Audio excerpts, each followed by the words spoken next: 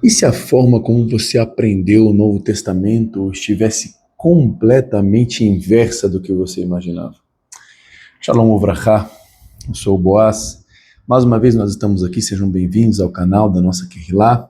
E nós vamos falar hoje sobre um assunto, como sempre, muito importante, porém talvez até um tanto quanto polêmico, embora esse não seja o nosso objetivo. O que você precisa descobrir quando você lê o Novo Testamento, chamado Novo Testamento, sob a ótica contextual, social, espiritual, estão contextualizadas. Qual é a diferença que isso faz? E hoje é o que nós vamos tratar nesse vídeo. Não se esqueça de se inscrever no nosso canal, curtir, compartilhar, você já sabe como funciona. Preste muita atenção. Temos que ter em mente aqui, vamos começar, que todos os nossos personagens presentes na Bíblia, sejam eles do Antigo Testamento ou do chamado Novo Testamento, na Brit Hadashah, Aliança Renovada, são judeus. E se não são judeus, são do povo de Israel. Você vai compreender isso logo depois desse vídeo, com certeza. Dada essa objetividade, dada essa fala, sabemos que o próprio Mashiach Yeshua, em Mateus capítulo 15, ele diz que veio para as ovelhas perdidas da casa de Israel. Há um propósito profético de Isaías 49, Isaías 42 e toda a Bíblia em si, do povo de Israel ser restaurado para que então as nações sejam restauradas. Por isso, você tem no livro de Êxodo, Israel sendo chamado no capítulo 4, versículo 22 de primogênito, para que através do povo de Israel, Deus então estivesse operando nas nações, conforme a profecia dada aos profetas e também, principalmente, como nós já citamos aqui a Isaías, essa profecia então precisaria se cumprir da forma como o Eterno havia planejado. Por quê? Porque ele assim desejou. Ele é Deus e não nós. Então nós vamos nós vamos falar sobre o nosso conteúdo. Vamos ler o texto de 2 Pedro, capítulo 3, no verso 15 e 16. Tenham em mente que a paciência do nosso Senhor significa salvação, como também o nosso amado irmão Paulo lhes escreveu com a sabedoria que Deus lhe deu. É óbvio que Paulo está sendo destacado dos demais por conta de algumas particularidades presentes na pessoa de Paulo, e nós vamos ver que particularidades são essas. Ele escreve da mesma forma em todas as suas cartas, falando destes assuntos. Que assuntos? Salvação, justificação. Suas cartas contêm algumas coisas difíceis de entender, as quais os ignorantes e instáveis torcem, como também o fazem com as demais escrituras para a própria destruição deles. Pedro está dizendo que a forma comum como as pessoas costumam ler as cartas de Rav Shaul, Paulo, é uma forma errônea, uma forma, segundo ele, desprovida de conhecimento suficiente para uma verdadeira interpretação, que ele chama aqui de ignorantes. Conforme nós mencionamos, Paulo era um judeu escrevendo para a comunidade mista, mas tem uma particularidade de Paulo que também está na Bíblia, que a ele foi confiado o evangelho para aqueles que não tinham nenhum conhecimento da lei de Deus, para então os gentios. Então, apesar de muitos creem que Yeshua é o Mashiach, inclusive cantarem canções sobre eles, não percebemos, ou você talvez não perceba, que o seu Messias é Paulo, porque as pessoas preferem dar mais ênfase, mais importância no que entendem dos escritos de Paulo do que nas próprias palavras de Yeshua HaMashiach, descontextualizando então a ordem pela qual você deveria entender, compreender as escrituras.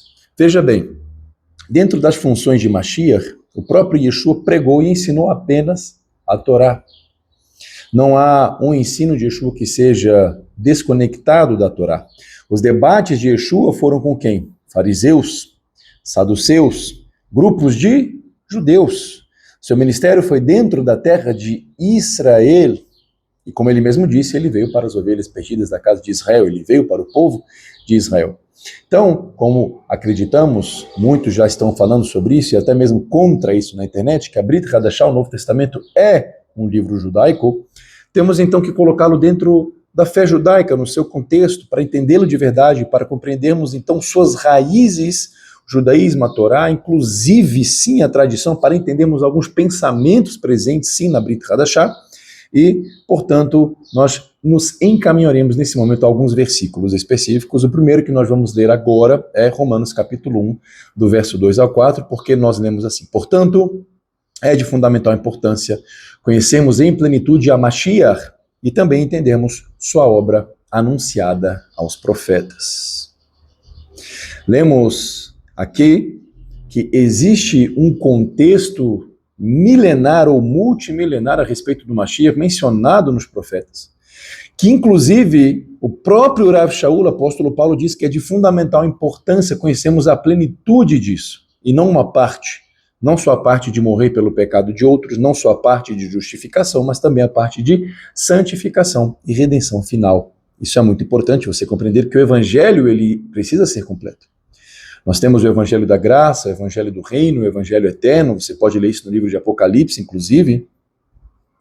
É óbvio, então, que a redenção, ou a capará, a expiação inicial, ela é apenas uma parte.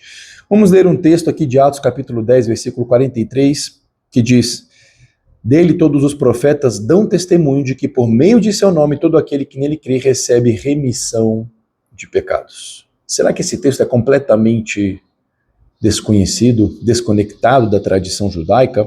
Bom, temos que compreender essa passagem. Vamos vê-la à luz judaica. Dentro da mentalidade judaica, quando um rabino de grande nome, com grande ensino, surge com grande autoridade, toda a comunidade, aqueles fiéis que vão acreditar nesse rabino, levarão então o seu nome. É exatamente isso. Outras comunidades judaicas chamarão essas pessoas fiéis a esse rabino pelo nome dele. Por isso você lê, inclusive aqui em Atos 10, 43, por meio de seu nome. Mas não termina aí. Isso acontece aqui no livro de Atos, quando o próprio autor do livro de Atos alega que todos aqueles que nele creem. Isso não se refere a acreditar que Mashiach simplesmente Yeshua morreu na cruz e ressuscitou. Isso aqui faz menção à doutrina de Yeshua. Não é à toa que nós lemos em 1 João 2,6 que aquele que crê, que diz estar em Yeshua, deve andar como ele andou. É importante compreender que quando isso era mencionado, todo rabino ele traz uma forma de doutrina baseada na mesma fonte que é a Torá. Nós vamos agora ler um texto de Efésios 2, do verso 11 ao verso 13. Portanto, lembrai-vos de que vós, em outro tempo, eram gentios na carne. Obviamente, o Paulo estava explicando isso para os gentios, aqueles que não eram judeus. E chamados incircuncisos pelos que na carne se chamam incircuncisos, feita pela mão dos homens. Então, esses que se chamam circuncisos são os judeus de nascimento, aqueles que têm a circuncisão como sinal do pacto por serem descendentes diretos de Abraão Avinu, de nosso pai Abraão, conforme lá em Gênesis 17, Deus pede para Abraão se circuncidar e circuncidar todos os da sua casa. Mas ainda vamos ler. Naquele tempo vocês estavam sem Mashiach, sem Cristo na tradução em português, separados da comunidade de Israel. Olha o problema que vocês tinham, vocês estavam separados da comunidade de Israel, mas agora, vejam bem, isso é muito importante, vocês também estavam estranhos às alianças da promessa, não tendo esperança em sem Deus no mundo, mas agora Mashiach Yeshua, ou Cristo Jesus, nele, vós que antes estavam longe, agora estão perto através de Yeshua HaMashiach, ou de Cristo. O problema relatado aqui por Rav Shaul, Paulo, é que antes os gentios não estavam aproximados da comunidade de Israel. Vamos ainda ao texto de Mateus capítulo 5, versos 18 e 19. Porque em verdade vos digo, até que o céu e a terra passem, nenhuma letra e nenhum traço jamais cairá da Torá, sem que tudo seja cumprido. Qualquer, pois, que violar um destes mandamentos, por menor que seja, e assim ensinar aos homens, será chamado o menor no reino dos céus. Aquele, porém, que os cumprir e ensinar será chamado grande no reino dos céus. E Yeshua não está falando de qualquer mandamento, ele está falando inclusive aqui dos menores. Ele está se referindo a uma generalidade, não especificando o mandamento.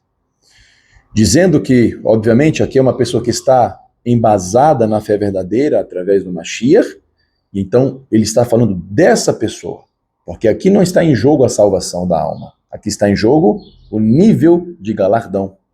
Qualquer menor lei que você possa descumprir e também ensinar outro a assim descumprir ou cumprir vai determinar o nível da sua recompensa no Olam Abá, no mundo vindouro. E, obviamente, para fechar o nosso vídeo, nós não podemos deixar de falar da principal composição das igrejas ou das comunidades, já que igrejas não existiam na época, isso veio a surgir, esse conceito é novo lá a partir do ano 325, mas não é o nosso foco desse vídeo. Paulo, quando escrevia às comunidades, principalmente a carta mais polêmica por conta das pessoas que não compreendem o contexto no qual ela foi escrita, a carta aos Gálatas. Qual era a principal composição dos membros da comunidade da Galácia? Primeiro, Paulo se refere a estes chamando de irmãos. Quem são os irmãos da comunidade da Galácia? São os judeus. Veja, toda vez que Paulo utilizar, leia a carta da Galácia novamente, mudando isso. Toda vez que ele utiliza o termo irmãos na carta aos Gálatas, ele vai se referir àqueles que são descendentes diretos de Abraão, através da linhagem de Isaac. Aqueles que nasceram de mãe judia e legalmente circuncidados, então, aos judeus diretamente. Qual é o segundo tipo de integrantes da comunidade da Galácia, então? Filhos de Abraham, prosélitos. Você talvez já frequentou alguma sinagoga, principalmente messiânica, você vê que quando o pai da pessoa, o pai biológico, não é judeu convertido, ou não crê na Torá, via de regra chamam o nome da pessoa e dizem Ben Avraham. A pessoa se converteu legalmente, inclusive, muitas vezes fez circuncisão, se converteu legalmente ao judaísmo, mas o pai da pessoa não, então é Ben Avraham, porque Avraham foi prometido que todas as famílias da terra seriam abençoadas dele. Então nisso estava contado todos os gentios, e muitos rabinos confirmam isso, principalmente na fala de Deus a Yaakov, lá em Gênesis capítulo 35, né? Mas, ainda assim, isso inclusive, não só referida por Yaakov, tá? Uma fala que Yaakov, inclusive, está referida a Yosef, tá? O filho de Jacó.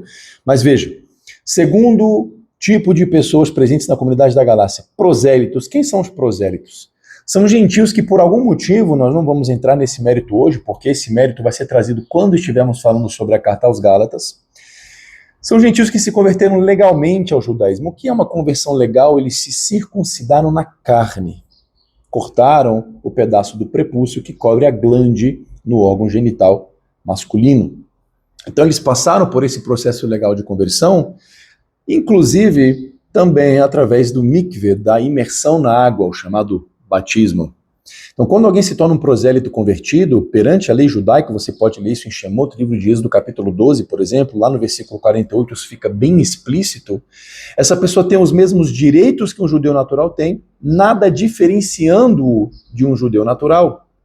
Inclusive, a Torá diz, será uma mesma lei para o judeu e para o convertido.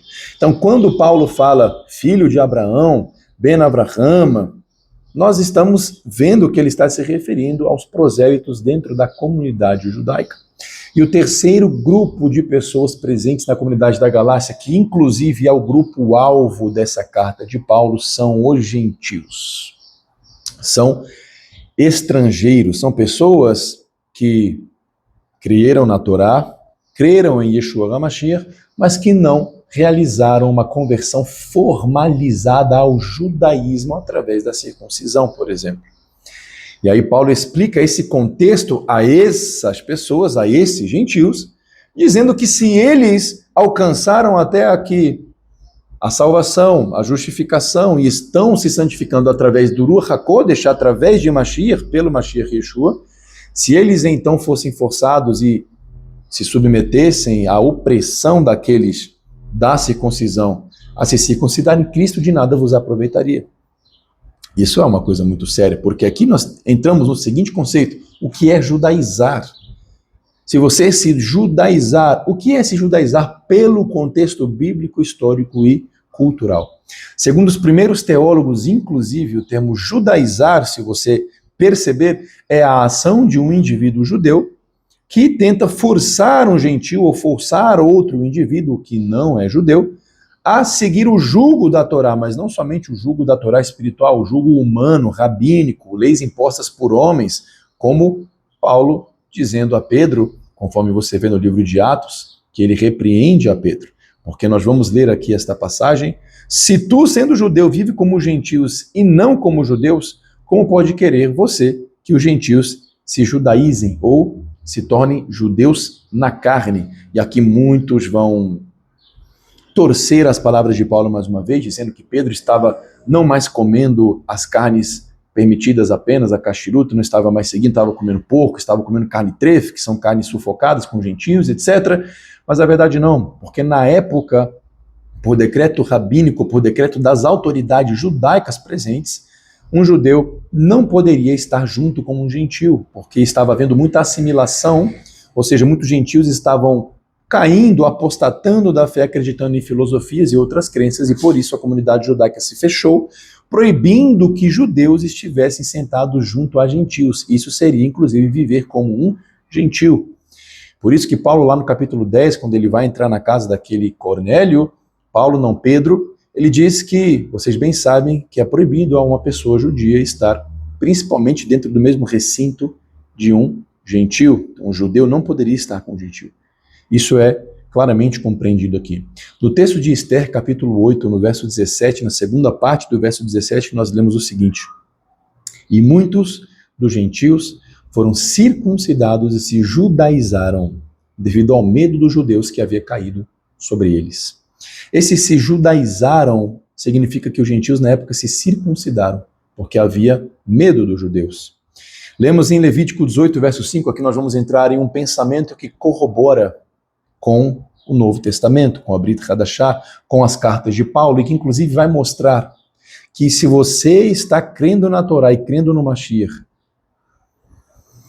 não se envolva com pessoas que vão levá-lo a se circuncidar, principalmente de forma inconsciente, não provida de conhecimento suficiente para que você saiba o nível da responsabilidade que você está tomando. E, obviamente, não estamos falando contra a circuncisão, mas sim contra a opressão e subversão da mente humana a um pensamento de outro ser humano. Mas vamos aqui ao texto de Levítico 18, versículo 5. Portanto, os meus estatutos, os meus juízos guardareis, os quais, observando-os, o homem viverá por eles. Eu sou o Senhor. Veja o que os rabinos vão comentar a respeito desse versículo. Urashi, lá no Hamishah Homashi Torah, a respeito de Levítico 18, versículo 5, comenta o seguinte: viverá por eles se refere à vida eterna, pois se você pensa que esse versículo se refere a esta vida, não está o homem fadado a morrer na carne? Então Urashi comenta que cumprir os mandamentos, com um contexto que nós já trazemos aqui, com a justificação, embora Urashi possa não acreditar no Mashiach Yeshua, cumprir os mandamentos nos leva à santificação para, sim, a vida eterna. Ainda agora vamos ler o Targum Onkelos, o romano, que fez a tradução da Torá para o aramaico, e ele diz: e você guardará meus estatutos e meus juízos, os quais, se um homem os seguir, terá através deles a vida eterna. Agora vamos para o Targum Yonatam, um dos rolos dos escritos mais antigos que nós podemos datar, e nós lemos ali o comentário: e você guardará meus estatutos e as ordens de meus julgamentos, os quais, se um homem os fizer, sua posição na vida eterna será entre os justos. Agora nós vamos trazer um comentário do Talmud, Tratado Sanhedrin 59a.